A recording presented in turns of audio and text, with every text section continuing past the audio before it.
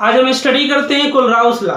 जो Kohlrausch law है इसको कोलराउस के द्वारा कोलराउस ने दिया था और इसकी 6 एप्लीकेशन भी आज हम स्टडी करेंगे एक साथ। जो कोलराउस लॉ है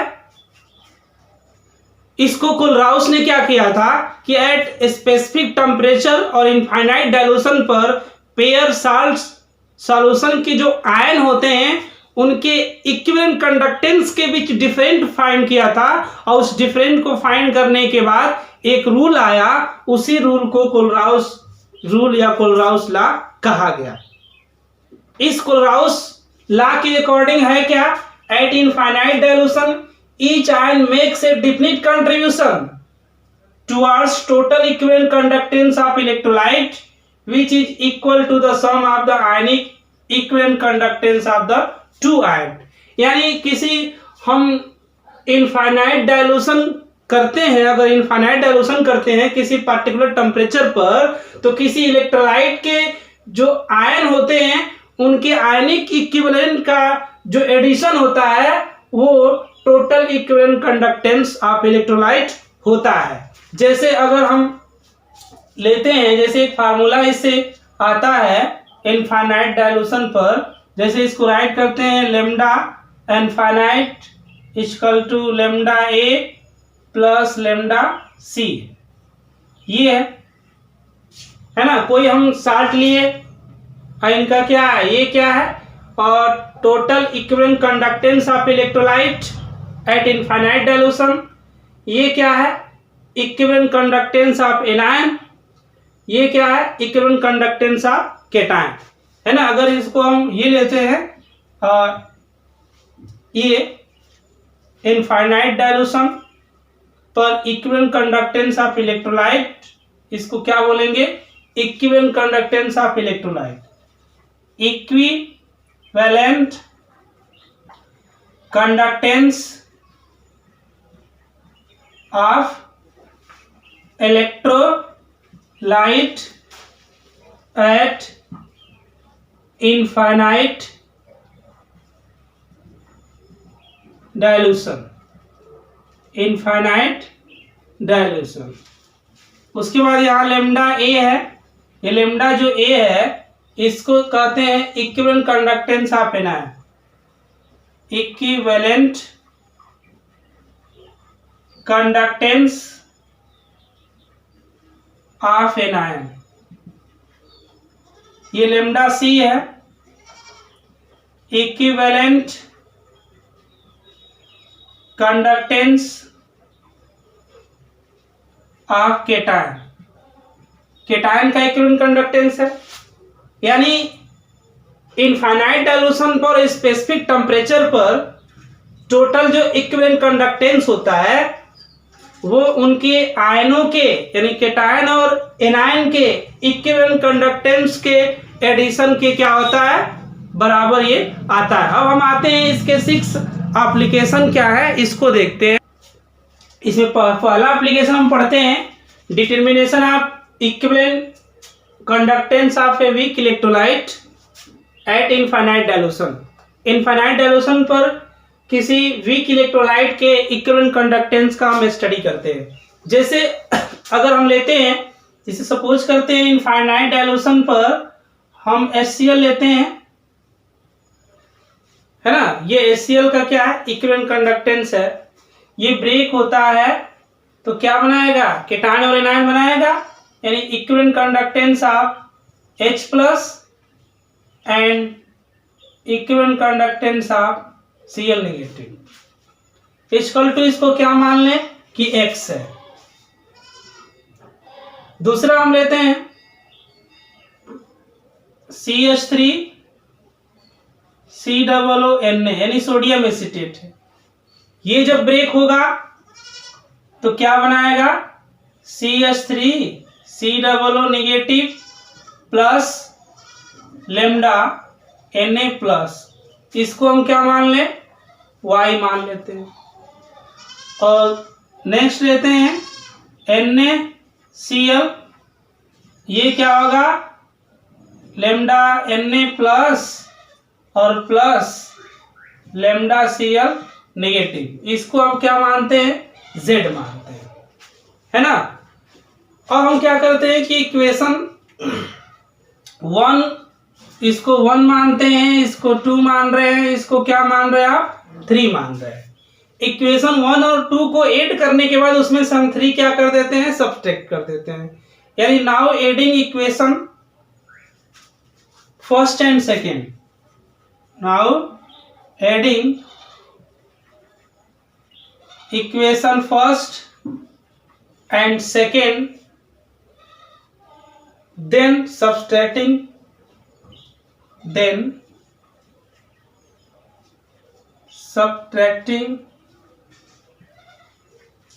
इक्वेशन 3। उसके बाद हम क्या करेंगे, उसमें से इक्वेशन 3 को सब्ट्रैक्ट कर लेंगे, जोड़ते हैं इक्वेशन फर्स्ट और इक्वेशन सेकेंड को। तो इक्वेशन फर्स्ट और सेकेंड को ऐड करते हैं, तो ये क्या है, फर्स्ट इक्वेशन में आपका दे रखा है lambda H plus lambda Cl negative. उसके बाद दूसरा ये दे रखा है lambda CH3 COO negative plus lambda Na plus. उसके बाद क्या सब्ट्रैक्ट करना है, ये माइनस लेमडा Na प्लस, और ये भी माइनस हो जाएगा Cl नेगेटिव। तो ये हो जाएगा आपका x plus Y minus Z। इसमें आप देख रहे हैं कि कुछ कैंसिल हो सकते हैं, जैसे Cl नेगेटिव से ये Cl नेगेटिव कैंसिल हो जाएगा। और क्या कैंसिल हो सकता है इसमें से, जो Na प्लस है ये माइनस Na प्लस से कैंसिल हो जाएगा। बचा क्या, lambda H plus lambda CH3 COO negative equal to x plus Y plus minus Z, है ना। ये आया, तो इसको आप राइट कर सकते हैं, क्योंकि ये इतना वैल्यू किसका हो सकता है, ये वैल्यू आपकी आएगी इनफाइनाइट डाइल्यूशन पर एसिटिक एसिड की वैल्यू होगी, जो होगा x plus Y minus Z, है ना। ये क्या आएगा, x प्लस वाई माइनस ये Z वैल्यू है। तो इस तरह से हम क्या कर सकते हैं, ये अगर x y और z की वैल्यू मालूम है, x y और z की वैल्यू क्या है, यानी ये क्या है आपका HCl का इक्विवेलेंट कंडक्टेंस है, y क्या है सोडियम एसीटेट का इक्विवेलेंट कंडक्टेंस, z क्या है NaCl का इक्विवेलेंट कंडक्टेंस है। अगर ये हमको मालूम है तो हम क्या कर सकते हैं, वीक इलेक्ट्रोलाइट CH3COOH यानी एसिटिक एसिड का इक्विवेलेंट कंडक्टेंस हम इनफाइनाइट डाइल्यूशन पर क्या कर सकते हैं, फाइंड कर सकते हैं। काफी ये आसान तरीका है फाइंड करने का। अब हम स्टडी करते हैं second application, determination of ionic conductance. जो आयनिक कंडक्टेंस होगा इसका कैसे हम डिटर्मिनेशन करते हैं, जो आयनिक वो किस बेस पर है, वो आयनिक मोबिलिटी के बेस पर, यानी आयनों की मोबिलिटी के बेस पर हम क्या करेंगे, आयनिक कंडक्टेंस फाइंड करेंगे। अब क्या है कि जो आयनिक कंडक्टेंस होता है, आयनिक कंडक्टेंस प्रोपोर्शनल टू क्या होता है, आयनिक मोबिलिटी। आयनिक मोबिलिटी यानी आयनों की मोबिलिटी जितना मैक्सिमम होगी, आयनिक कंडक्टेंस भी उतना ही क्या होगा, मैक्सिमम होगा। जैसे सपोज करते हैं कि जो आयनिक कंडक्टेंस लेमडा ए है, ionic conductance of anion proportional to होगा आयनिक मोबिलिटी ऑफ एनायन। इसलिए ionic conductance of anion equal to K ionic mobility of anion, equation number first. Second आते हैं ionic conductance of cation proportional to ionic mobility of cation, ionic conductance of anion और cation equal to K, proportionality हटाएंगे तो ionic mobility of cation, equation number क्या मान लेंगे इसको आप 2 मान लेंगे। अब क्या करते हैं कि इक्वेशन फर्स्ट और सेकेंड को ऐड करते हैं, तो adding equation first and second, adding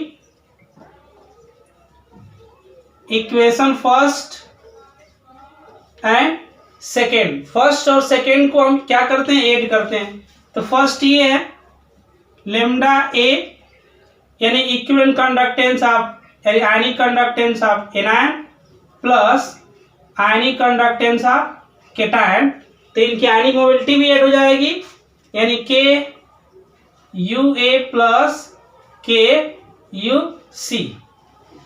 इसको राइट कर सकते हैं lambda A plus lambda C equal to K, दोनों में कॉमन है तो अलग कर लेंगे U A plus U C, यानी ionic mobility of anion plus ionic mobility of क्या हो जाएगा केटायन हो जाएगा।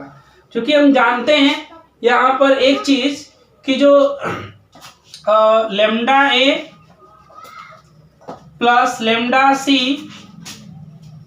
है ना, lambda A plus lambda C equal to क्या होगा, ये लेमडा इनफाइनाइट होगा, इतना होगा। तो हम क्या कर सकते हैं, इसकी जगह पर हम ये भी राइट कर सकते हैं, इसलिए हो जाएगा lambda infinite equal to K ionic mobility यानी ionic mobility of anion plus ionic mobility of cation, ये हो जाएगा।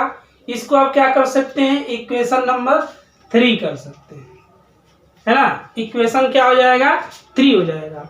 अब हम क्या करते हैं, डिवाइडिंग इक्वेशन 2 बाई 3, इक्वेशन 2 को 3 से डिवाइड करते हैं, डिवाइडिंग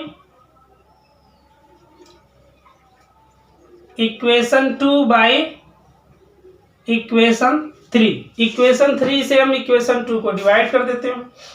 तो जब इक्वेशन 2 ये है लेमडा सी इक्वल टू क्या है के यू सी, और ये है तो इससे डिवाइड करेंगे तो लेमडा इनफाइनाइट हो जाएगा और के यू सी अपॉन क्या हो जाएगा के यू ए प्लस यू सी, है ना, इक्वल टू क्या आएगा टी पॉजिटिव, है ना, टी पॉजिटिव आएगा।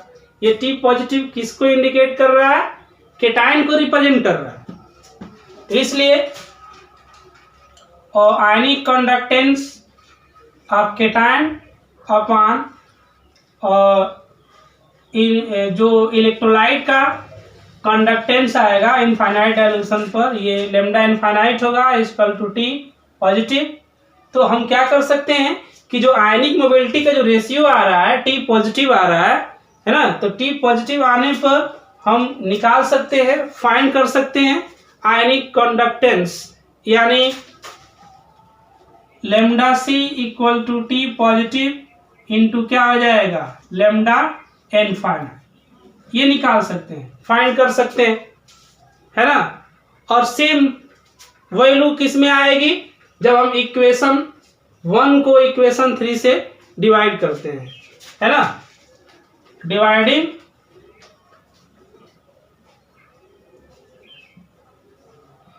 Equation first by equation 3 we gate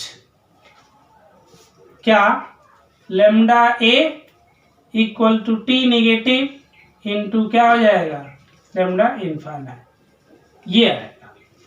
तो अगर हमको क्या मालूम है, मोबिलिटी रेशियो मालूम है केटायन की, तो आयनिक कंडक्टेंस ऑफ केटायन हम फाइंड कर सकते हैं। और मोबिलिटी रेशियो मालूम है किसका, एनायन का, तो आयनिक कंडक्टेंस आप क्या कर सकते हैं एनायन का फाइंड कर सकते हैं। तो इस तरीके से ये एक सिंपल था तरीका फाइंड करने का आयनिक कंडक्टेंस। अब हम फाइंड करते हैं determination of degree of dissociation of a weak electrolyte, किसी वीक इलेक्ट्रोलाइट का हम क्या करते हैं, डिग्री ऑफ डिसोसिएशन फाइंड करते हैं। और इसके लिए क्या होगा, जैसे हम जानते हैं कि जो अल्फा होता है यानी degree of dissociation equal to क्या होता है, lambda V upon lambda infinite होता है। ये फार्मूला हमको मालूम है यहाँ पर। तो ये मालूम है तो आखिर है क्या, जैसे इसमें हम जानते हैं कि जो लेमडा वी होता है ये क्या होता है कि equivalent conductance of electrolyte, equivalent conductance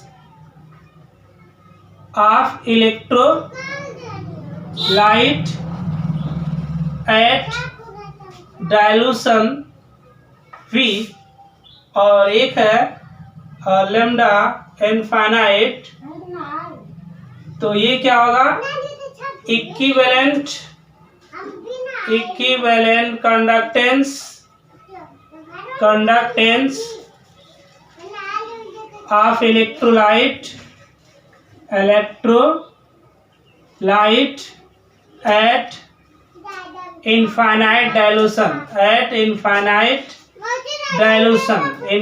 dilution पर हम क्या करेंगे, ये फाइंड करेंगे।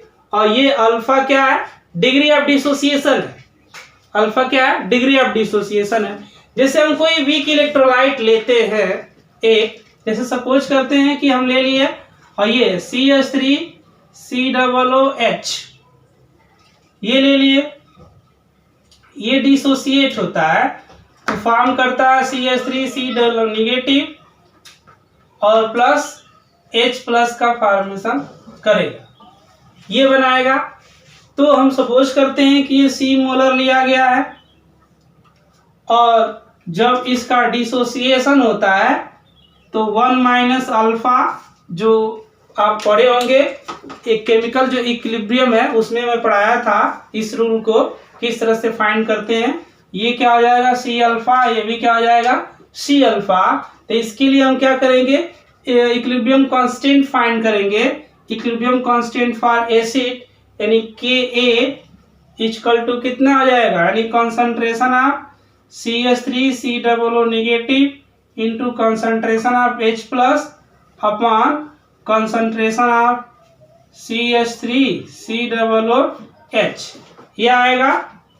अब इसकी वैल्यू को हम रख देंगे, इसका वैल्यू दे रखा है C अल्फा इंटू इसका वैल्यू दे रखा है C alpha upon C1 minus क्या हो जाएगा, अल्फा हो जाएगा। ये C से C कैंसिल हो जाएगा, ये आ जाएगा आपका C alpha square 1 minus alpha, ये K आया है ना। ये हमने क्या फाइंड किया, K की वैल्यू हमने फाइंड किया, K equal to C alpha square 1 minus alpha हमने निकाला। लेकिन हमको एक चीज मालूम है यहाँ पर कि जो अल्फा होता है ये lambda V upon lambda infinite right कर सकते हैं आप, और या कि जो मोल में अगर लेते हैं तो मोलर कंडक्टिविटी और इनफाइनाइट मोलर कंडक्टिविटी दो चीजें होती हैं, है ना। R इसको लिख सकते हैं molar conductivity upon infinite molar conductivity. तो हम अल्फा की जगह ये राइट कर सकते हैं, ये चाहे ये रखें चाहे ये रखें। तो अगर मोल में हम ले रहे हैं सारी चीजें तो ये मोलर कंडक्टिविटी रखेंगे, इसको राइट करेंगे। तो इसलिए क्या हो जाएगा आपका कि Ka equal to C alpha square है, तो C अल्फा स्क्वायर यानी molar conductivity upon infinite molar conductivity का क्या हो जाएगा, होल स्क्वायर हो जाएगा अपॉन 1 माइनस अल्फा। तो 1 माइनस अल्फा यानी molar conductivity upon infinite molar conductivity, ये हो गया। इसको सॉल्व करते हैं तो ये आ जाएगा आपका C इंटू मोलर कंडक्टिविटी का square upon infinite molar conductivity का स्क्वायर अपॉन क्या हो जाएगा infinite molar conductivity minus molar conductivity upon infinite molar conductivity. एक से इनफाइनाइट कंडक्टिविटी एक से एक कैंसिल हो जाएगा, है ना। तो जब एक से एक कैंसिल हो जाएगा तो क्या बचेगा, यानी सी मोलर कंडक्टिविटी का होल स्क्वायर अपॉन ये नीचे एक चला आएगा infinite molar conductivity minus molar conductivity, ये के ए है ना। तो इसमें हमको ये अगर चीज मालूम है, कंसंट्रेशन मालूम है और मोलर कंडक्टिविटी मालूम है, इनफाइनाइट मोलर कंडक्टिविटी मालूम है, तो हम क्या कर सकते हैं, ये डिग्री ऑफ डिसोसिएशन भी ऐसे निकाल सकते हैं, यहाँ से डिग्री ऑफ डिसोसिएशन निकाल सकते हैं, और आप ये इक्विलिब्रियम कांस्टेंट भी इसके लिए आप क्या कर सकते हैं, फाइंड कर सकते हैं। तो ये एक बहुत ही शानदार रूल रहा जिसके तहत आप फाइंड कर सकते हैं क्या, determination of degree of dissociation and equilibrium constant भी फाइंड कर सकते हैं।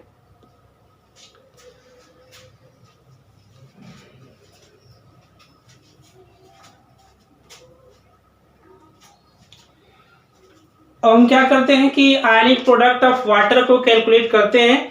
जैसे आयनिक प्रोडक्ट ऑफ वाटर को किस तरह से कैलकुलेट किया जा सकता है, जैसे हम जानते हैं कि जो H2O है ये इक्विलिब्रियम पर डिसोसिएट होता है H plus and OH negative में डिसोसिएट हो जाता है। इसके लिए के फाइंड करते हैं इक्विलिब्रियम कांस्टेंट, और हम इक्विलिब्रियम रूल में पढ़े हैं ये। तो ये क्या आ जाएगा, concentration of H plus into concentration of OH negative upon H2O, concentration of H2O को इधर ले आते हैं K इंटू H2O और concentration of H plus into concentration of क्या OH माइनस, ये H2 है तो इसको हम H2O है तो इसको हम लिख देते हैं KW, है ना। इसको क्या लिख देंगे, KW से रिप्रेजेंट कर देंगे, जो क्या होगा, और ये प्रोडक्ट ऑफ वाटर है, यानी इसकी जो वैल्यू होगी अब कितनी हो जाएगी, यानी H plus into OH minus ये होता है।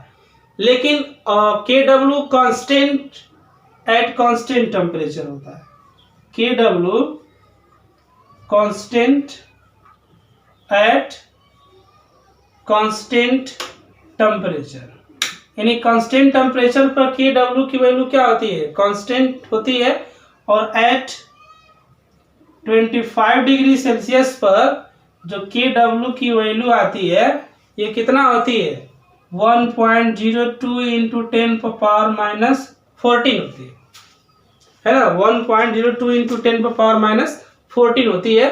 अगर ये वैल्यू हमको मालूम है, यानी इसको हम राइट कर सकते हैं, यानी H plus into OH negative equal to कितना हो जाएगा, 1.02 इंटू 10 पावर माइनस 14, है ना। तो इस तरीके से आयनिक प्रोडक्ट ऑफ वाटर की वैल्यू इतनी आती है, और आयनिक प्रोडक्ट ऑफ वाटर हमको मालूम है तो हम क्या कर सकते हैं, कंसंट्रेशन ऑफ H प्लस या OH माइनस हम फाइंड कर सकते हैं, 1.02 इंटू 10 पावर माइनस 14 अपन क्या हो जाएगा, OH निगेटिव हो सकता है या OH निगेटिव की वैल्यू फाइंड करना चाहेंगे तो 1.02 इंटू 10 पावर माइनस 14 अपान हो जाएगा क्या, H प्लस, है ना। तो इस तरीके से अगर ये वैल्यू हमको मालूम है तो हम ये सारी चीजें निकाल सकते हैं, जो pH वैल्यू निकालने में काफी क्या करता है, ये रूल हेल्प करता है। इसके बाद हम नेक्स्ट स्टडी करते हैं। अब हम फाइंड करते हैं एप्लीकेशन नंबर 5 से calculation of solubility of sparingly soluble salt, है ना। जो सॉल्युबिलिटी होगी स्पंजली सॉल्युबल साल्ट की, तो वो उसके लिए एक फार्मूला है, S equal to KV into 1000 into E और lambda A plus lambda C, ये फार्मूला है जिसको डिराइव करने के लिए बहुत लंबा प्रोसेस करना पड़ता है, जो आपको BSc वगैरह के क्लासेस में मिलेंगे। तो ये है KV into 1000 into E upon lambda A plus lambda C। और इसके द्वारा हम क्या कर सकते हैं, ये सब अगर मालूम है तो हम क्या कर सकते हैं, सॉल्युबिलिटी फाइंड कर सकते हैं स्पंजली सॉल्युबल की। जैसे यस क्या है इसमें, अगर यस आप देखेंगे तो solubility of sparingly soluble salt, solubility of sparingly soluble salt, है ना। उसके बाद आप आएंगे तो केवी दे रखा है, केवी स्पेसिफिक कंडक्टिविटी ऑफ साल्ट है। ये क्या है, स्पेसिफिक कंडक्टिविटी ऑफ साल्ट से। उसके बाद आप देख रहे हैं ई यहां दे रखा है, ई तो ई है क्या, equivalent weight of sparingly soluble salt, equivalent weight of स्पंजिली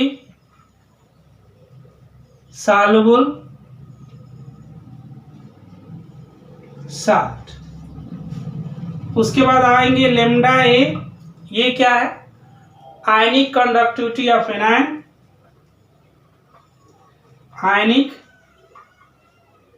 conductivity of anion. Lambda C ionic conductivity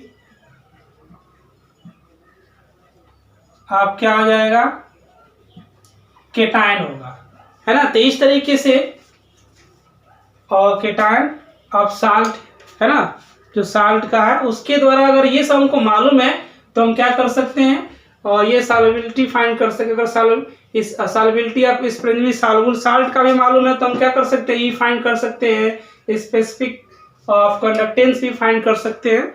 अगर ये हमको मालूम है तो स्पेसिफिक कंडक्टिविटी भी निकाली जा सकती है इस रूल के तहत। ये काफ़ी इम्पोर्टेंट रूल है। अब हम स्टडी करते हैं इसे, calculation of absolute ionic mobility, the velocity of which an ion moves under a potential gradient। ये पोटेंशियल ग्रेडियंट क्या होता है, applied EMF upon distance between electrode. तो the velocity with which an ion moves under a potential gradient of 1 volt per centimeter in a solution is known as absolute ionic mobility or absolute ionic velocity or ionic mobility। Denoted as, इसको किसी denote करते हैं, you. इसको you से क्या करते हैं, represent करते हैं। जो आयनिक मोबिलिटी होगी, आयनिक मोबिलिटी जिसको हम यू से रिप्रेजेंट करते हैं, ये क्या हो जाएगा, वेलोसिटी ऑफ आयन,